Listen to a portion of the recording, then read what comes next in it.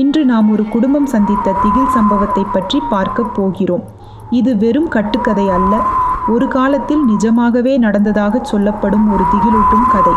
ஒரு காலத்தில் அமைதியான மேப்பிள் தெருவில் ஒரு அழகான பழைய வீடு இருந்தது. திரு மற்றும் திருமதி அபார்னித்தி அவர்களின் 8 வயது மகள் லில்லி மற்றும் 4 வயது மகன் தாமஸ் ஆகியோருடன் சமீபத்தில் அங்கு குடியேறினர். அந்த வீடு அதன் பழைய மரத்தளங்கள் மற்றும் பூஞ்சை வாசனையுடன் ஒரு பழங்கால அழகை கொண்டிருந்தது. ஆனால் ஒரு அமைதியற்ற அமைதி அந்த வீட்டில் பரவி இருந்தது. அவர்களின் மகள் லில்லி ஒரு இரவு பயங்கரமான ஒரு தாலாட்டு சத்தம் கேட்டு எழுந்தாள்.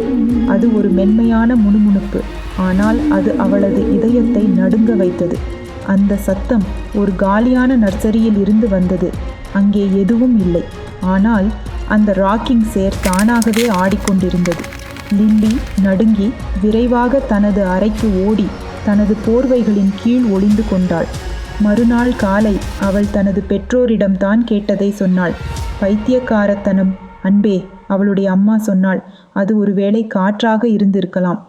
தாமஸ் ரோசி என்ற ஒரு கற்பனை நண்பனுடன் பேச ஆரம்பித்தான். அவன் அவளுடன் விளையாடினான், சிரித்தான். ஆனால் ஒரு நாள் அந்த சிரிப்பு அலறலாக மாறியது. ரோசி சோகமாக இருப்பதாக கூறினாள். அவளுக்கு அவளுடைய அம்மா வேண்டும் என்று சொன்னாள். அந்த இரவு அந்த தாலாட்டு சத்தம் வீடு முழுவதும் ஒலித்தது. அது ஒரு சோகமான அழுகையாக மாறியது.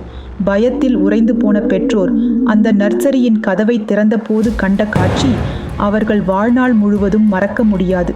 அங்கே ஒரு நிழல் உருவம், முகம் இல்லாமல் காலியான கண்களுடன் நின்றிருந்தது. அது தாமஸின் அறையை சுட்டிக்காட்டியது. அந்த உருவத்தின் பின்னணியை தேடிய போது அவர்களுக்கு ஒரு பழைய செய்தித்தாள் கட்டுரை கிடைத்தது. அதில் பல ஆண்டுகளுக்கு முன் அதே வீட்டில் ஒரு குடும்பம் தீ விபத்தில் இறந்து போனதாகவும் ரோசி என்ற குழந்தை மட்டுமே உயிர் பிழைத்ததாகவும் இருந்தது. ஆனால் அந்த குழந்தை ஒரு வாரம் கழித்து வீட்டின் பின்னால் இருந்த கிணற்றில் பிணமாக கிடந்ததாக சொல்லப்பட்டது. அந்த குடும்பம் அந்த வீட்டை விட்டு ஓடிவிட்டது. அவர்கள் திரும்பவே இல்லை. ரோசியின் ஆவி ஒரு நண்பரை தேடவில்லை, அது ஒரு குடும்பத்தை தேடியது. இன்று அந்த வீடு மேப்பிள் தெருவில் இன்னும் இருக்கிறது. அதன் கதவுகள் மூடியபடி அதன் உள்ளே அமைதியற்ற ஒரு ஆவி தனது துயரமான தாலாட்டை பாடிக்கொண்டே ஒரு புதிய குடும்பத்திற்காக காத்திருக்கிறது. இந்த கதை உங்களுக்கு பிடிச்சிருந்தா சப்ஸ்கிரைப் பண்ணுங்க.